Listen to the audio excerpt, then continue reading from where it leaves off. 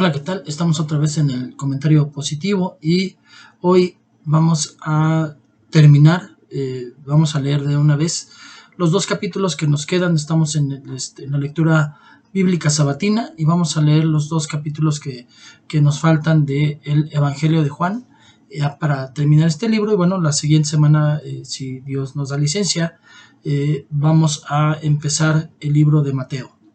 Bueno, pues vamos a poner este tiempo en manos de Dios, papito. Una vez más estoy delante de su presencia dándole gracias, Señor bendito, por esta semana que usted nos ha permitido vivir, por el privilegio, Señor bendito, de poder servirle y poder dar una enseñanza. Padre, le pido por las personas que ven este video, Señor, que sean muy, muy bendecidos, que los protejan dentro de su salir, protéjalos de cualquier situación, problema, enfermedad, Señor bendito, y que siempre, siempre, siempre puedan sentir la presencia del Señor Espíritu Santo en su vida. Padre, una vez más le pido que no sean lo que yo he aprendido y lo que yo creo, los comentarios que se diluyan en este tiempo, Padre, sino lo que el Señor Espíritu Santo quiere hablar. Le doy gracias, le doy toda la gloria y la honra, y este tiempo lo pongo en sus manos en el nombre de mi Señor Jesucristo. Amén y amén. Bueno, pues ya estamos en el capítulo 20 del Evangelio de Juan, y bueno, vamos a comenzar la lectura, y dice: el primer día de la semana, María Magdalena fue temprano al sepulcro. Cuando todavía estaba oscuro y vio que ya la piedra había sido quitada del sepulcro, entonces corrió y fue a Simón Pedro y al otro discípulo a quien Jesús amaba, y les dijo: se han llevado al Señor del sepulcro y no sabemos dónde le han puesto. Salieron pues Pedro y el otro discípulo e iban hacia el sepulcro. Los dos corrían juntos, pero el otro discípulo corrió más aprisa que Pedro y llegó primero al sepulcro. Aquí vemos algo importante, 2 puntos. Primero, aquí vuelve a mencionar a María Magdalena. Muchas veces se ha mencionado que María Magdalena era era una mujer prostituta. Vamos a desmentir ese punto, y bíblicamente la semana que entra vamos a hablar de 3 Marías. Hubo muchas más, pero 3 Marías de las cuales en algún punto de la Biblia se ha especulado que eran la misma, y bueno, finalmente hay 3 personas diferentes de las que habla la palabra, que finalmente eran Marías, pero no eran la misma, y entonces vamos a aclarar ese punto. Y el otro punto es cuando vemos que le avisan a los discípulos, y entonces Pedro y Juan empiezan a correr, y muchas veces también han especulado muchas teologías respecto de esto, y finalmente tiene una explicación de lo más natural. Estamos hablando de que Pedro era un hombre entrado en años, finalmente era alrededor quizás de unos 50 años, y vemos que Juan, que había empezado en el ministerio con Jesús entre los 16 y 17 años, pues obviamente era un jovencito, pero estuvo 3 años con el Señor Jesús. Entonces estamos hablando que para este punto de la historia él tendría alrededor de unos 20 años. Entonces era muy joven, y llevaban ropas, y recuerdan, las ropas de ellos eran ropas largas que no permitían correr mucho. Entonces, por la edad de Pedro, pues es lógico que aunque Pedro salió corriendo primero, bueno, Juan fuera el que llegó primero al sepulcro. Salieron pues Pedro y el otro discípulo e iban hacia el sepulcro. Los dos corrían juntos, pero el otro discípulo corrió más aprisa que Pedro y llegó primero al sepulcro. E inclinándose para mirar dentro, vio las envolturas de lino puestas allí, pero no entró. Entonces llegó también Simón Pedro tras él. Entró al sepulcro y vio las envolturas de lino puestas allí.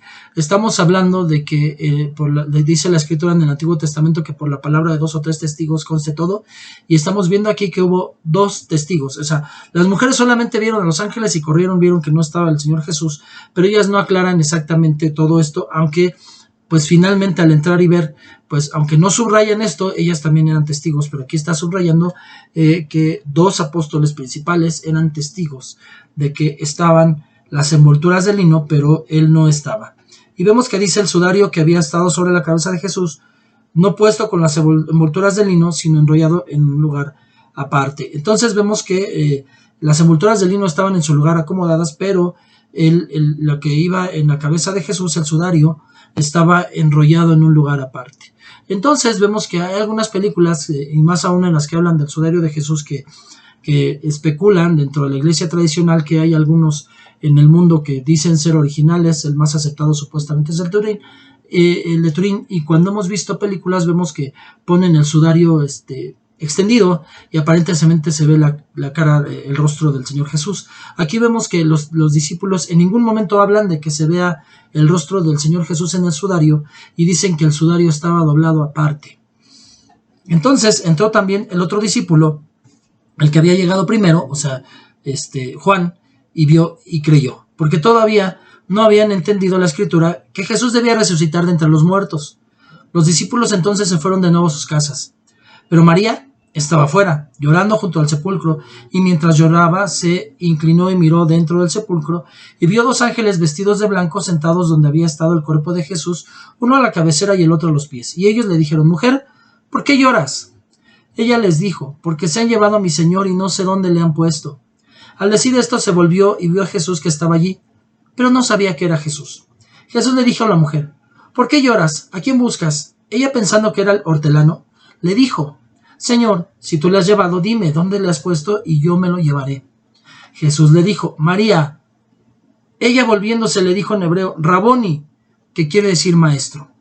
Jesús le dijo: Suéltame, porque todavía no he subido al Padre, pero ve a mis hermanos y diles: subo a mi Padre y a vuestro Padre, a mi Dios y a vuestro Dios. Aquí también vemos que el Señor Jesús cuidó mucho también la parte ritual de un cadáver. Las personas no podían tocar un cadáver porque quedaban ritualmente impuras. Entonces él todavía no había subido al Padre, no había sido glorificado, y él le pide a María que no lo toque porque todavía no había sido glorificado. Quería decir que todavía estaba impuro ritualmente, por el sacrificio de pecado que había hecho por nosotros. Entonces él, cuando ya sube al cielo, lo vemos después, posteriormente, que ya de hecho abraza, deja que lo toquen, pero cuando ya ha subido al Padre y ha sido purificado.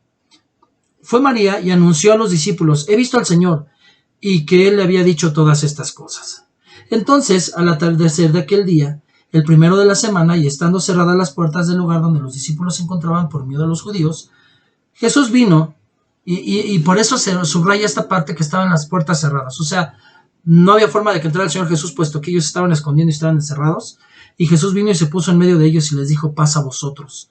Y diciendo esto, les mostró las manos y el costado.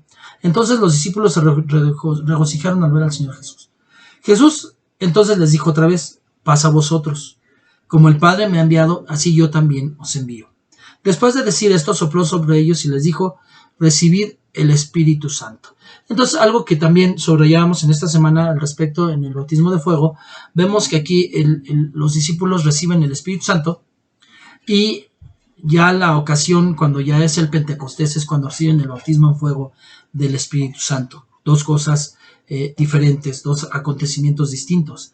A quienes perdonéis los pecados, dice la palabra, estos les son perdonados. A quienes retengáis los pecados, estos les son retenidos. Esto quiere decir que sí, Jesús es el que perdona pecados, pero sí dio autoridad para que los discípulos puedan perdonar pecados o retener pecados. ¿Qué quiere decir esto? Que no van a recibir el perdón del Señor Jesucristo. No quiere decir que ellos perdonen o que ellos tengan la autoridad de perdonar pecados, sino que ellos tienen la autoridad de ver a quién les son perdonados por el Señor Espíritu Santo, por el Señor Jesús, y a quienes les son retenidos porque no hay un arrepentimiento. Tomás, uno de los 12, llamado el Dídimo, no estaba con ellos cuando Jesús vino. Entonces los otros discípulos le decían: Hemos visto al Señor. Pero él les dijo: Si no veo en sus manos la señal de los clavos, y meto el dedo en el lugar de los clavos, y pongo la mano en su costado, no creeré. 8 días después, sus discípulos estaban otra vez dentro y Tomás con ellos, y estando las puertas cerradas, estamos hablando ya 8 días después de la resurrección. Obviamente también era domingo y ellos estaban reunidos y las puertas estaban cerradas. Jesús vino y se puso en medio de ellos y les dijo: Paz a vosotros. Luego dijo a Tomás: Acerca aquí tu dedo y mira mis manos. Extiende aquí tu mano y métela en mi costado, y no seas incrédulo, sino creyente. Respondió Tomás y le dijo: Señor mío y Dios mío. Aquí vemos que Tomás tenía dudas, pero también los otros discípulos las tenían. Obviamente él no estaba cuando ellos estaban, y él exclamó todo esto, pero el Señor Jesús le dijo: Toma mis manos, toma tu dedo y mira mis manos, extiende tu mano y métela en mi costado, para que creyera.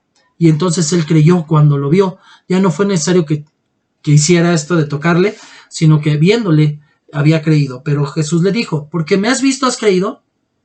Dichosos los que no vieron y sin embargo creyeron. Esa es la fe.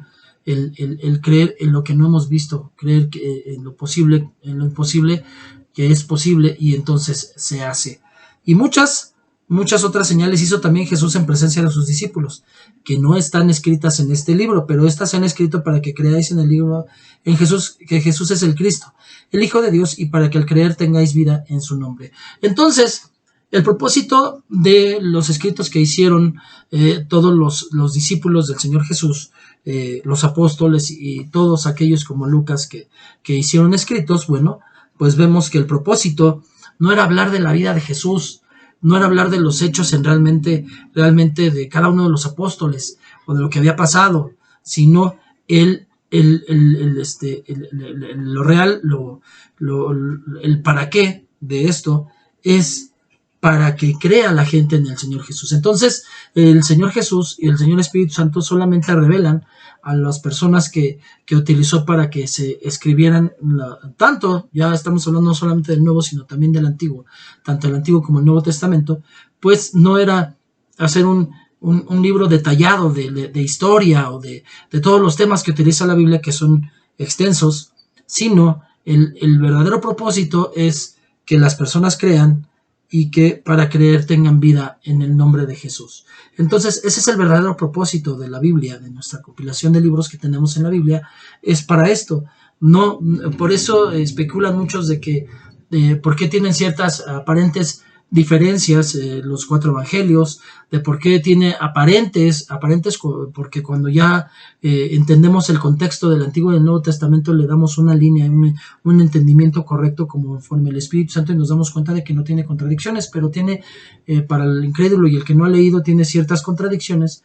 Vemos que muchos de los que hablan y que dicen, es que aquí y aquí está contradiciéndose, yo me preguntaría si han leído todo el contexto o han leído toda la Biblia para que puedan tener ese concepto. Entonces, cuando alguien ya leyó toda la Biblia y guiado por el Espíritu Santo se da cuenta de que no hay contradicción en la palabra. Entonces vemos que ese es el propósito. Estas cosas se han escrito para que creáis que Jesús es el Cristo, el Hijo de Dios, y para que al creer tengáis vida en su nombre.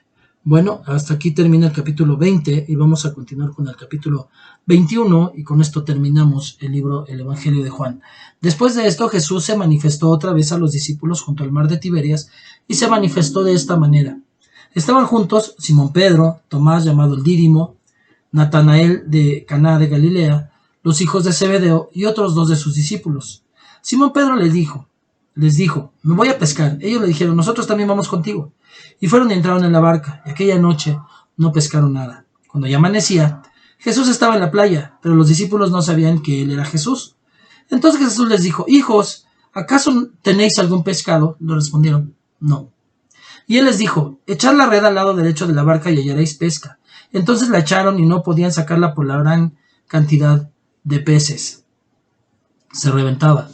Aquí vemos que aun cuando todavía no habían reconocido quizás que era Jesús, a su palabra obedecieron. Y otra cosa que es bien importante, todo el tiempo, si lo vemos en el caminar de él con sus discípulos antes de la muerte y resurrección, siempre les dijo discípulos o hermanos o amigos, que son las palabras con las que se dirigió a ellos antes. Pero vemos aquí, por primera vez, que el Señor Jesús se dirige a ellos como hijos.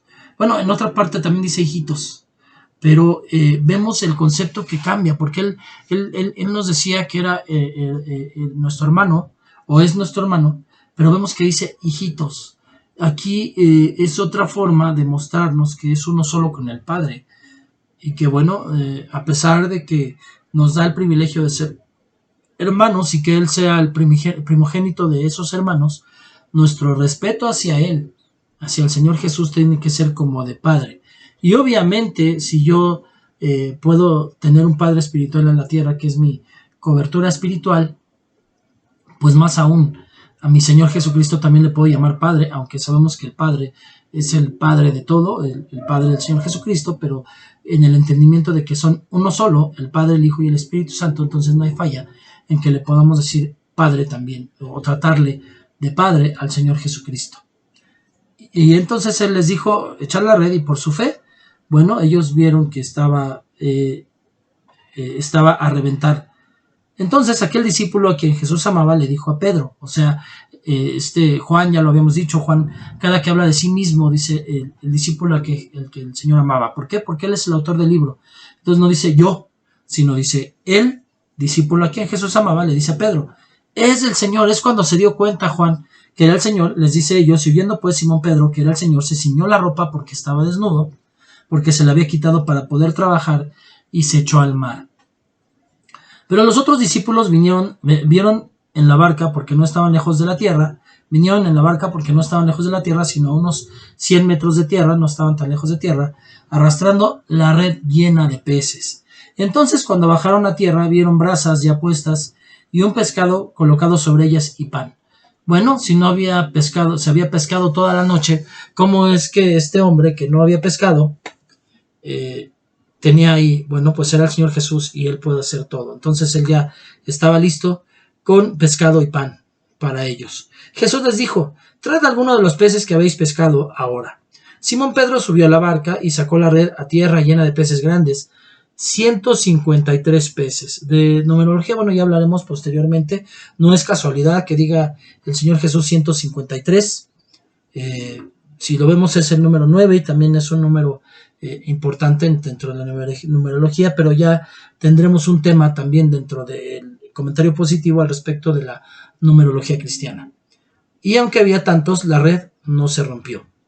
Jesús les dijo, venid y desayunad. Ninguno de los discípulos se atrevió a preguntarle, ¿quién eres tú?, sabiendo que era el Señor. O sea, no lo reconocían, pero entendían en su espíritu que era el Señor Jesucristo. Lo veían diferente, pero era el Señor Jesucristo. Jesús vino, tomó el pan y se los dio, y lo mismo hizo con el pescado. Esta fue la tercera vez que Jesús se manifestó a los discípulos después de haber resucitado de entre los muertos. Entonces, cuando habían acabado de desayunar, Jesús dijo a Simón Pedro, Simón, hijo de Juan, ¿me amas más que estos? Pedro le dijo, sí, Señor, tú sabes que te quiero. Jesús le dijo, apacienta mis corderos. Y volvió a decirle por segunda vez, Simón, hijo de Juan, ¿me amas? Pedro le dijo, sí, Señor, tú sabes que te quiero. Jesús le dijo, pastorea mis ovejas. Jesús le dijo por tercera vez, Simón, hijo de Juan, ¿me quieres? Pedro se entristeció por la tercera vez que le dijo, ¿me quieres? Y le respondió, Señor, tú lo sabes todo. Tú sabes que te quiero. Jesús le dijo, apacienta mis ovejas. Dentro de lo que es la traducción no podemos ver exactamente lo que está pasando, pero en un entendimiento ya más correcto podemos ver primero lo que ya les había hablado al respecto de la ley de la restitución. O sea, nunca tampoco dejó de ser válida. Como cristianos es correcto e importante que nosotros, al tener un arrepentimiento, también no debamos nada a nadie, lo dice Pablo también, y no habla solamente de dinero, sino de acciones, situaciones, etc. Y entonces vemos que aquí el Señor Jesús habla con Pedro directamente. ¿Por qué lo hizo con Pedro y no con otro? Porque Pedro, el día de que él fue arrestado y torturado, él lo negó 3 veces. Entonces aquí vemos que 3 veces le habla. Y entonces esa es la ley de la restitución. Le da la oportunidad a Pedro de restituir con el Señor Jesús. Ahora, en cuanto a las palabras que se utilizaron, ya hemos hablado de que existen, o sea, en el griego había diferentes palabras que hablaban del amor. Es por eso por lo que hoy el enemigo ha utilizado esa parte para poder tergiversar la situación y entonces empezar a ver que la homosexualidad habla del amor de Jesús y piensan que es en una relación, en una pareja, y finalmente es el engaño de Satanás de que es diferente la amistad con una pareja, una mujer, en cuanto al varón, y la amistad que tiene uno con un varón con varón. Entonces, en el amor sí existe el amor y tendría que ser del mismo nivel, puesto que no dice el Señor Jesús que haya más o menos amor, sino su mandamiento fue que nos amáramos unos a otros como Él nos amó, pero tenemos que entender la diferencia de los amores que existen. Y entonces cuando nosotros vemos las raíces griegas, vemos que está el amor está el amor ágape, el amor eros y el amor filos. Y entonces el Señor, en realidad, cuando vemos la traducción, para poderlo entender un poquito más, el Señor Jesús le está diciendo a Pedro, Pedro, ¿me agapeas? Le dice una segunda vez, Pedro, ¿me agapeas? Una tercera vez, Pedro, ¿me agapeas? Pero la respuesta de Pedro la primera vez es: te fileo, Señor. La segunda vez es: te fileo. Y la tercera: tú sabes que te agapeo.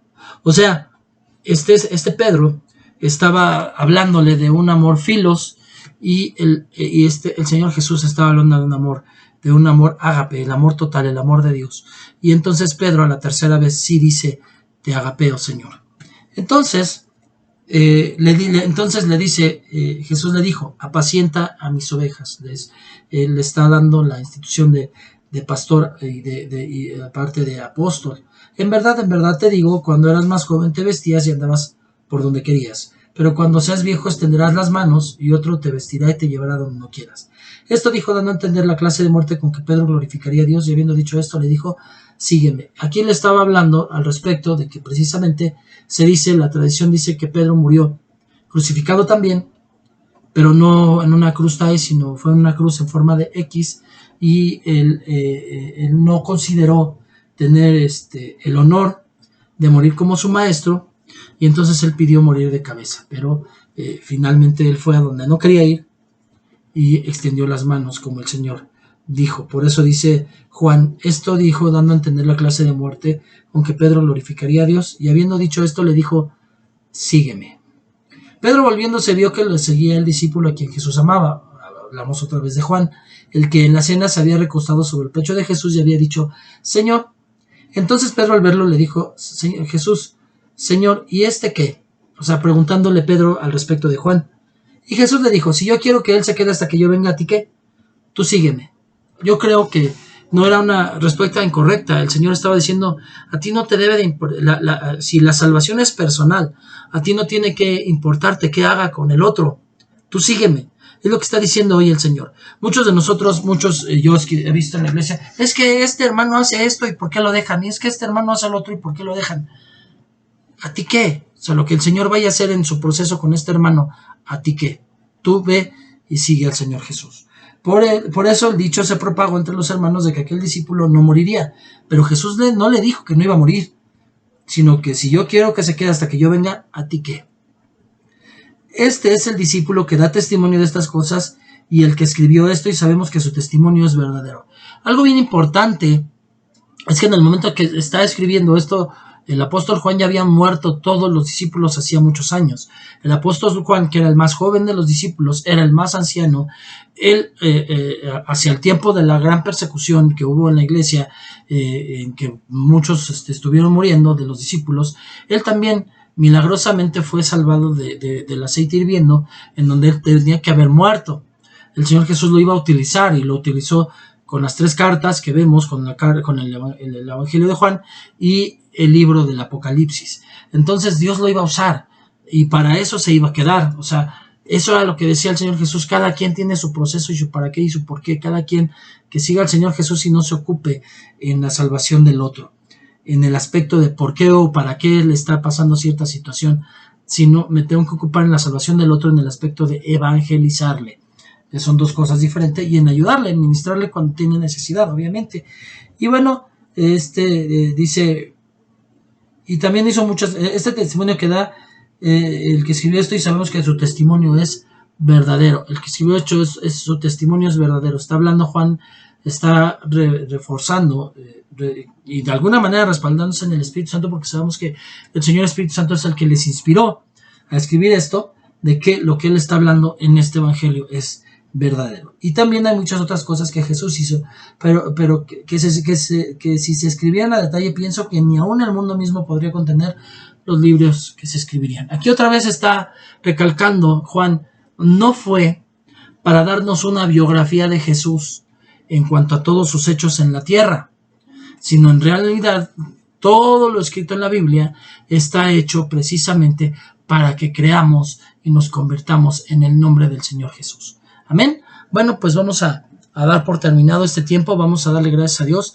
Padre bendito, estamos delante de su presencia. Gracias por la palabra, gracias por lo que el Espíritu Santo nos deja ver, y que yo le pido, Señor, que realmente sea de bendición y de transformación en el corazón, que este canal sea un medio para que los discípulos y aún los inconversos puedan tener una metanoia, creer en el Señor Jesús, empezar a hacer una oración en su nombre y caminar, porque no solamente hacer es una oración, o sea, muchos hablan de que no se debe hacer la oración, sí se debe, sí es bíblica la oración de fe de Romanos 10:9, pero de nada sirve si la hago por emoción o sin entendimiento, y de nada sirve si una vez que la hice no permito que el Señor Espíritu Santo haga una metanoia en mi vida y empiece a caminar de una manera diferente, siendo como el Señor Espíritu Santo espera que camine. Gracias, Padre, le doy toda la gloria y la honra, le doy gracias por este tiempo, le doy gracias por los suscriptores que ya están,